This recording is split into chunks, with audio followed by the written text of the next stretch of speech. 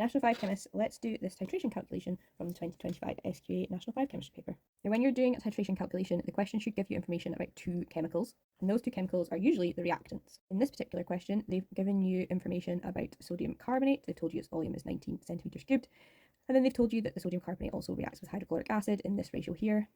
There's a sodium carbonate, and then it gives you the moles of acid that reacts with, and then it asks you to calculate the concentration of the hydrochloric acid. The way I like to lay my calculations out is I write the two chemicals that have been mentioned in the question as a sort of list, and I put the mole ratio in the middle. So we've got 1 mole of the sodium carbonate reacting with 2 moles of the acid, so that would give you a 1:2 ratio. Because in this question we're dealing with volumes, concentrations, we're going to be using NVC relationship, so I would list those variables underneath. If the question talks about masses, then you would just list NM and GFM underneath instead. Once you've got your list set up, you then want to go on what I call a treasure hunt. So you're going to go and look for information in the picture and in the question on the chemicals that you've just written down. So here we've got a volume of hydrochloric acid, and then here we've got a concentration of sodium carbonate. Notice that's a concentration because it's moles per litre and not a number of moles.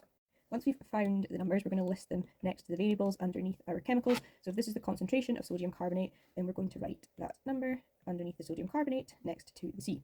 Then we've got the volume of hydrochloric acid, so we'd write that next to the V underneath the HCl. What you need to always remember to do with your volumes though is divide them by 1000 to change them into litres, so that becomes 0.025. Then we've also got the volume of the sodium carbonate, that was 19 centimetres cubed. Again, we divide it by 1000, so that would give us 0.019 litres. And then we're asked to calculate the concentration of hydrochloric acid, so I'm going to put a question mark next to the C under HCl to remind me what I'm trying to actually work out. Once you've found all your number treasure, you should then be able to see that the only thing you can calculate to start off this calculation is the number of moles of sodium carbonate. So we're going to do just that. We do N equals C times V. You'll find that relationship at the front of your data booklet if you need it. And then we just plug in the numbers that we've found for the sodium carbonate. So we would have 0.1 as the concentration times by 0.019, which was the volume in litres. If we put that into our calculator, that would give us 0.0019, or if you've done it in a school maths calculator, you might have got 1.9 times 10 to the minus 3. If you get it in scientific notation, you can just leave it in scientific notation. It doesn't matter. Then we take that number and write it next to the number of moles of sodium carbonate. Now that we've got the number of moles of sodium carbonate, we can move across by using the ratio. So because we're going from 1 to 2, we will then need to multiply the number of moles we've just worked out by 2. Timesing that by 2 would give you 3.8 times 10 to the minus 3, or you might have got 0.0038 if you're doing it on your phone calculator.